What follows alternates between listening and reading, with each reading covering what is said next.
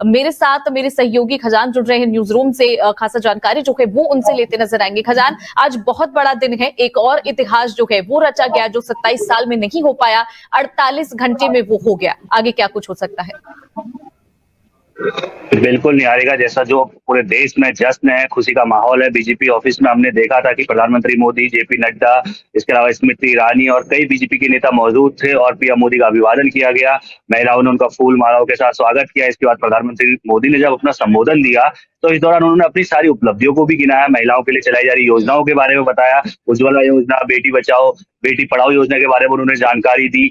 ये देखिए, एक तरीके से आप देखेंगे तो 27 साल से जो बिल अटका हुआ था वो मात्र 48 घंटे में मोदी सरकार ने लोकसभा और राज्यसभा दोनों जगह से पास करा। एक बड़ी उपलब्धि है ये मोदी सरकार के लिए और उसका जश्न भी बनता ही है। तो सुबह से हम लगातार अपने दर्शकों को तस्वीरें भी दिखा रहे हैं, जैसा कि आप देख सकते हैं। देखिए, अलग अलग जगह से तस्वीरें आ रही है जहाँ महिलाएं पटाखे फोड़ रही है, मिठाई खिला रही है और मोदी को धन्यवाद कह रही है। आपने आज सुबह देखा होगा जब बीजेपी ऑफिस में महिलाएं जुटी हुई थी तो तरह तरह की जो बातें कर रही थी कि मोदी सरकार की तारीफें कर रही थी। कार्यकर्ताओं में जो जोश था वो हमें साफ तौर पे देखने को मिला। अभी हम अपनी तस्वीरों में भी दिखा रहे, देखिए किस तरीके से पीएम मोदी का मंच पर जो है फूल मालाओं के साथ स्वागत किया गया। यह बड़ी उपलब्धि इसलिए भी है क्योंकि यह करीबन 5वीं बार जो था वो संसद में पेश किया गया था और 5वीं बार में इसको सफलता मिली। पीएम मोदी ने इसका जिक्र भी किया कि देखिए ये मेरे हाथों से हुआ। इसके लिए उन्होंने भगवान को शुक्रिया अदा भी किया कि यह मेरे लिए एक बहुत बड़ी उपलब्धि है, क्योंकि 1996 में जब यह पहली बार पेश किया गया था त्रिपुरा की सरकार में, तो उसके बाद से लगातार 2010 में भी, ये जब मनमोहन सिंह की सरकार थी अंतिम बार 2010 में इस पर पूरा इसको पास कराने के लिए जोर आजमाइश हुई थी, लेकिन उस समय यह पास नहीं हो पाया था। हालांकि राज्यसभा में इसको बिल पास हो गया था, लेकिन लोकसभा में यह बिल फिर से फंस गया था। एक बात तो ये साफ है कि इस बिल को लेकर बीजेपी और कांग्रेस तो हमेशा समर्थन में रही है, लेकिन जो अन्य छोटे दल हैं वो इसको लेकर इसका विरोध करते आए। लेकिन इस बार जो था, आप देखिए ना कि मतलब एक तरीके से हम कहेंगे क्लीन स्वीप यहाँ पे बीजेपी ने किया। सिर्फ 2 वोट लोकसभा में इसके विपक्ष में, मतलब इसके खिलाफ पड़े, सिर्फ 2 वोट थे और बाकी जो है 543 वोट जो है इसके पक्ष में पड़े हुए थे।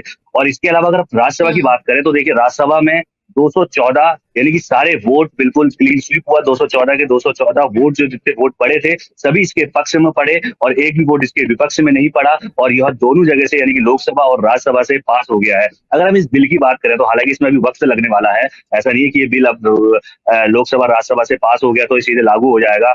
कयास ये लगाए जा रहे हैं कि आने वाला शायद 2024 चुनाव में यह लागू नहीं होगा, क्योंकि अभी जनगणना होगी, परिसीमन होगा, काफी चीजें होनी। हालांकि राष्ट्रपति को ये बिल भेज दिया गया, वहां से उनके हस्ताक्षर होने के बाद इस पर आगे की डेडलाइन तय की जाएगी। कब यह बिल कैसे, इस तरह इसकी क्या रूपरेखा होगी, क्या इसकी गाइडलाइंस होगी, कैसे तैयार किया जाएगा, कैसे जनसंख्या होगी, परिसीमन होगा, क्या कुछ होगा। लेकिन 2029 के चुनाव में कयास है कि 2029 के चुनाव तक महिला आरक्षण जो बिल है यह लागू कर दिया जाएगा। इस बिल को अगर हमें समझना हो तो इस बिल को देखिए, अब इस वक्त पे ना अगर आप देखेंगे कई राज्यों में कम से कम 10 से 15 राज्यों में महिलाओं की विधानसभा में 10% से भी कम हिस्सेदारी, यानी कि 10% से भी कम महिलाएं विधायक हैं। कई राज्यों के यह हाल है, चाहे वो महाराष्ट्र देख लीजिए आप, चाहे गुजरात देख लीजिए, चाहे गोवा देख लीजिए, मणिपुर देख लीजिए, कई राज्यों में 10% से भी कम महिलाओं की हिस्सेदारी विधानसभा में है। लेकिन इसके जब ये बिल लागू हो जाएगा तो विधानसभा में महिलाओं की संख्या बढ़ जाएगी, यानी कि अधिक से अधिक महिलाएं प्रतिनिधित्व करेंगी अपने क्षेत्रों का। तो इससे क्या होगा कि विधानसभा में जो महिलाओं का प्रतिनिधित्व होगा तो उससे महिलाओं के लिए कई योजनाएं जो चलाई जाती है उस पर गौर किया जाएगा, अमल किया जाएगा, हो रहा है कि नहीं हो रहा है। अगर महिला ही उसको चलेगी तो महिला ही उस महिला का दर्द समझ सकती है, एक तरीके से कहा जाता है। तो अगर महिलाओं को ज्यादा महिलाओं को सीटें मिलेंगी, जो 10% वो 33% चले जाएगा। ऐसी अगर हम लोकसभा की बात करें तो लोकसभा में भी इस वक्त जो महिलाओं की संख्या है वो लगभग 15% है और राज्यसभा में मात्र 14% महिलाओं की संख्या है।